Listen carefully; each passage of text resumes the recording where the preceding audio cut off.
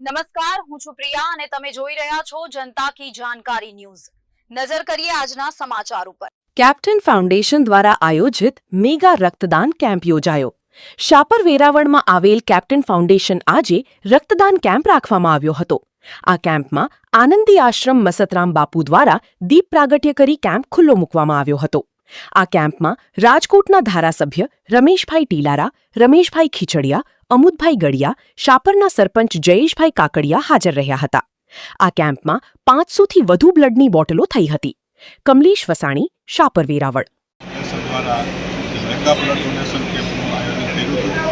એમાં સવારે 8 વાગે આનંદી આશ્રમના પૂજ્ય મસ્તરામ બાપુના હસ્તે દીપ પ્રાગટ્ય તથા ધારાસભ્ય શ્રી રમેશભાઈ અને અમારા એસોસિએશનના પ્રમુખ શ્રી અમુદભાઈ ગઢિયા પણ ઉપસ્થિત રહ્યા।